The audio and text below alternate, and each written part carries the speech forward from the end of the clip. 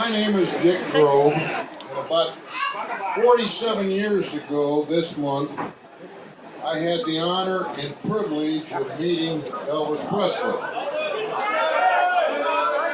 That started a relationship that became close and personal as a bodyguard and as his chief of security that lasted for over 10 years.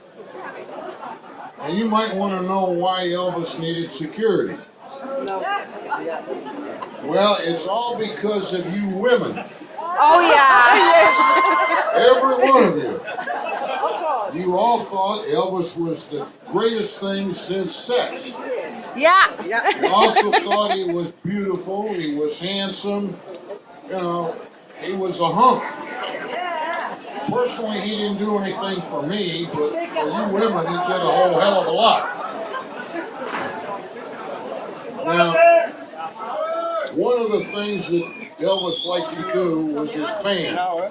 He liked to meet and talk with his fans. That's a better one?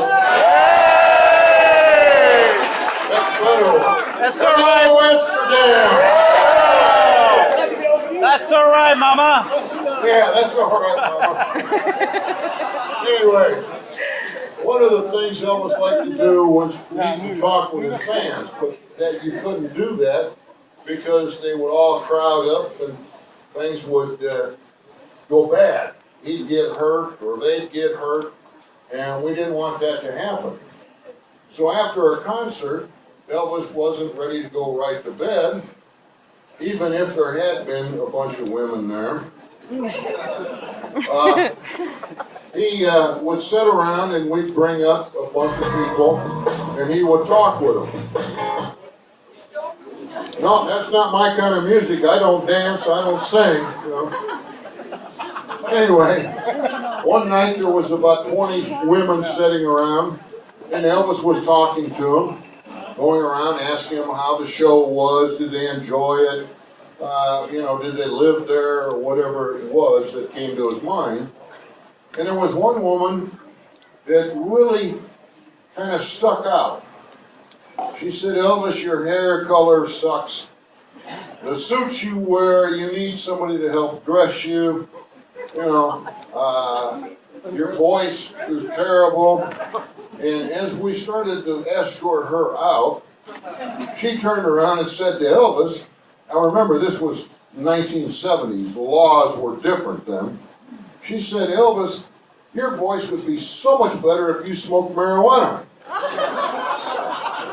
Elvis looked at her as she went out the door, and he'd been quiet all the time she was heckling him. And he said, "Lady, I made $55 million last year without smoking marijuana. How much did you make smoking marijuana?" 55. He kind of put her down. You women were always trying to get in to see Elvis, to meet him. And some of you were pretty smart, but not as smart as security was. We had got a call from the gatehouse down at Graceland up to the mansion, and we got people at the gate said, "We have a big box here, wooden crate that has Afghan hound on it." Who ordered the Afghan hounds? 2 of them. Well, we checked around. Nobody ordered any dogs. So we decided to go down and look. We opened up the crate, and there was 2 women in it. They crated themselves up and sent themselves to Graceland, thinking they would get up. They didn't make it. We did give them a couple of autographs, though. And security, we always tried to kind of watch out for the unusual. We were in Denver, Colorado, and waiting for the plane, for the pilot to call and say the plane was ready to go to the next city. So we were all sitting around the suite, and we had policemen outside by the elevators, and just taking it easy, waiting for that call. Well, here comes a girl in. She's got a tray in her hand. She's got 3 bottles of Coke, and 3 glasses. Now she got past all of security, the police there. She got into the room where Elvis was, and she said, "Who ordered the Cokes?" And we said, "Nobody ordered Cokes." Found out that what she had done, very smart, she found a tray, went and bought 3 Cokes out of the machine, found 3 glasses, and walked into Elvis's suite. She got a kiss, a hug, a picture, everything. She made it.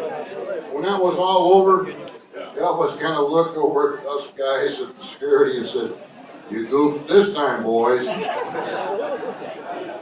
Y'all want to hear some music? Yes.